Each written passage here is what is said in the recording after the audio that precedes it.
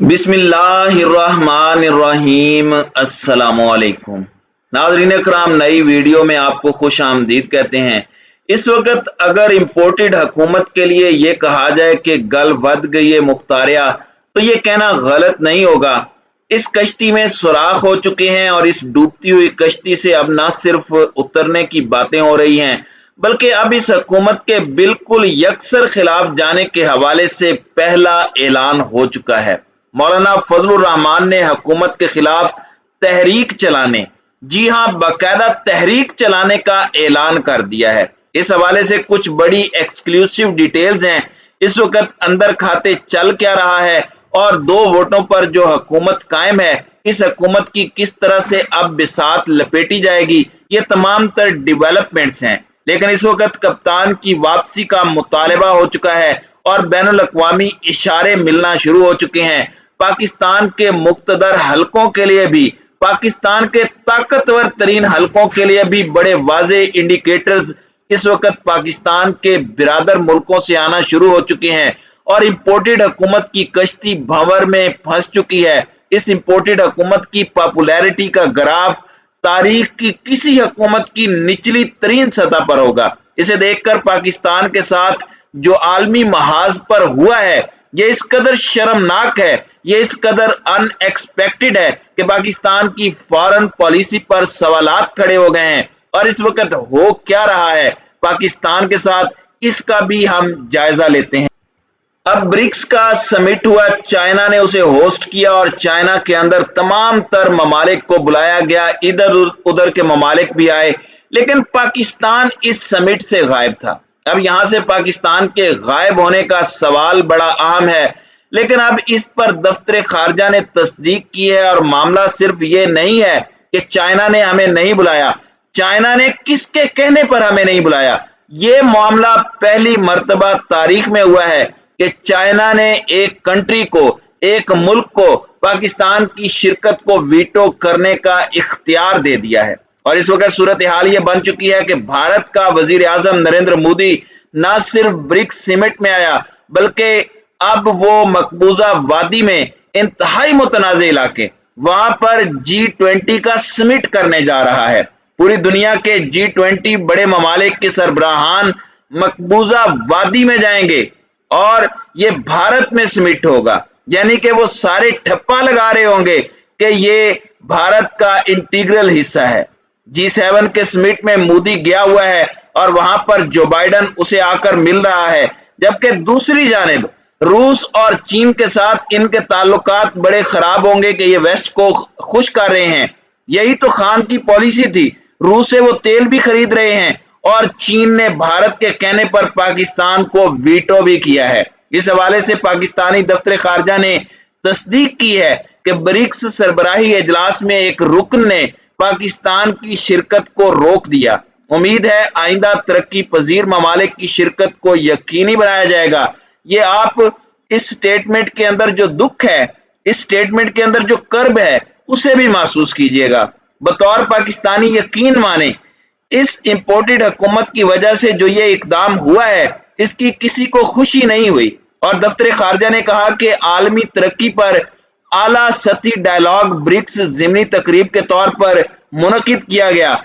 चीन मेजबान मुल्क होने के नाते ब्रिक्स इजलास से कबल पाकिस्तान के साथ मसरूफ अमल है और चीन इसकी होस्ट कंट्री है। और उन्होंने कहा कि ब्रिक्स इजलास में गैर रुकन मदऊ किए जाते हैं।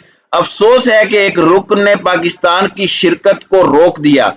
उम्मीद है आइंदा तरक्की पजीर ममालिक की शिरकत को यकीनी बनाया जाएगा। हम तरक्की पजीर ममालिक के मफादात के फरोग में चीन के किरदार को सराहते हैं। चीन के साथ मिलकर पाकिस्तान आलमी अमन और जामे तरक्की के लिए मजबूत आवाज उठाएगा। और इस सारे के सारे मामले के अंदर नाजरीन कराम, आप देखें कि कौन सा मुल्क है ब्रिक्स का जिसने पाकिस्तान को वीटो किया होगा और कहा होगा कि ये ना आए।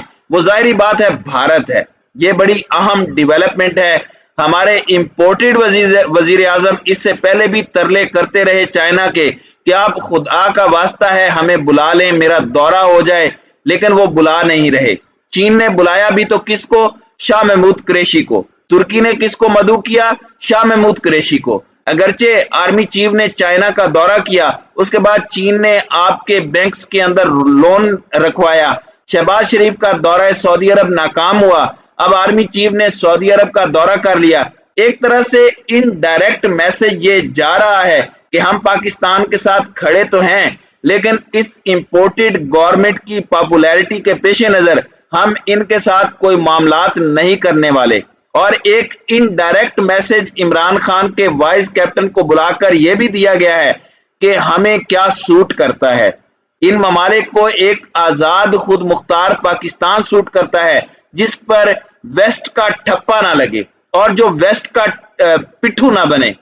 چین ہمارا دوست ہے، بھائی ہے، سعودیہ، ترکی، یہ ہمارے بھائی ہیں، لیکن ان کی غلامی کا توق بھی ہم نے نہیں سجانا۔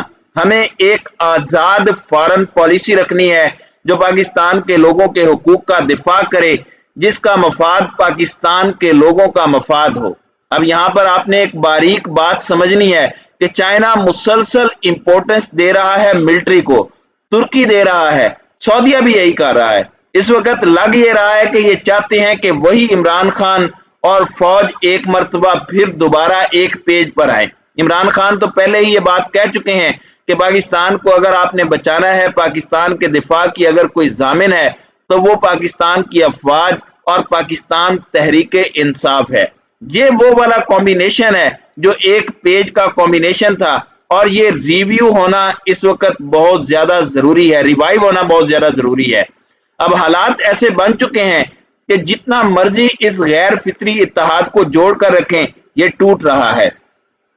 ایم کیو ایم نے کہہ دیا کہ پیپلز پارٹی نے معاہدے کی خلاف ورزی کر لی۔ اس کے بعد بلوچستان سے مگسی صاحب نے علم بغاوت بلند کر دیا۔ آزاد امیدوار نے کہا کہ ہم تو پی ٹی آئی کے دور میں خوش تھے۔ تو اس طرح کی فرسٹریشن پائی جا رہی ہے، انہیں اپنی سیاست ختم ہوتی نظر آ رہی ہے، انہیں نظر آ رہا ہے کہ کہاں تک یہ سپورٹ کریں گے، کہاں تک یہ ہمارے ساتھ چلیں گے، کہاں تک معاملات کو ہمارے حق میں لے کر چلیں گے۔ اور اب صورتحال یہ بن چکی ہے کہ مولانا نے کہا ہے کہ سندھ حکومت نے یہاں پر دھاندلی کر دی ہے، ہمارا مینڈیٹ چوری کیا ہے۔ شہباز شریف صاحب اس کا نوٹس لیں، ورنہ یہ جو بیساکھی ہم نے لگائی ہوئی ہے کھینچ لیں گے۔ اس قدر بلیک میلنگ ہو رہی ہے۔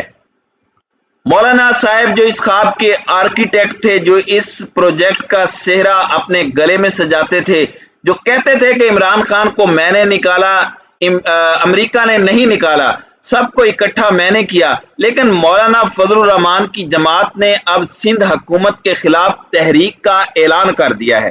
یہ بہت بڑی خبر ہے۔ سندھ حکومت کس کی ہے؟ پیپلز پارٹی کی۔ نون لیگ اندر کھاتے پیپلز پارٹی سے ویسے ہی متنفر ہے۔ جب سے خبر آئی ہے کہ پیپلز پارٹی کو پنجاب میں نون لیگ کی ریپلیسمنٹ کے طور پر لانا ہے، بلاول کو وزیر اعظم بنانا ہے، تو ساری لعنت، عوام کا غصہ سہا، اور اس وقت زرداری کی جو سیاست ہے وہ چمک رہی ہے، تو نون لیگ اس وقت اس پر شدید غصے ہے۔ اور جمعیت علماء اسلام سندھ کے سیکرٹری جنرل راشد محمود سومرو نے سندھ کے بلدیاتی انتخابات کے ابتدائی مرحلے میں کہہ دیا ہے کہ ہم اب تحریک چلائیں گے اور سندھ بچاؤ زرداری بھگاؤ مہم چلائیں گے۔ اندازہ کریں آپ، انہوں نے پارٹی قیادت سے زرداری بھگاؤ سندھ بچاؤ تحریک شروع کرنے کا مطالبہ کرتے ہوئے کہا ہے کہ کارکنان پر تشدد اور دہشت گردی کے مقدمات کے بعد وفاق میں اتحاد پر غور کریں گے۔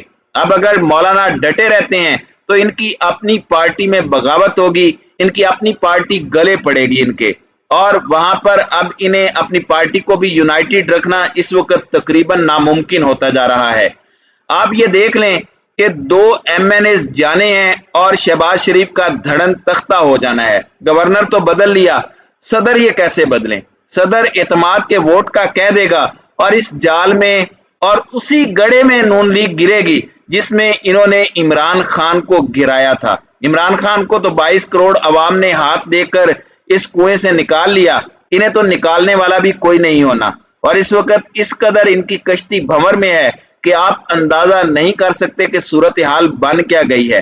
خان کو کچھ کرنا نہیں پڑ رہا، خان کا خوف، خان کا ڈر فورس کر رہا ہے کہ یہ ایک دوسرے سے لڑ رہے ہیں اور ایک دوسرے کو لڑ کر مرتے ہوئے آپ کو یہ نظر آئیں گے۔ تو ناظرین کرام، इस नई वीडियो के बारे में आपका क्या कहना है? आप अपनी राय का इजहार कमेंट सेक्शन में जरूर कीजिएगा।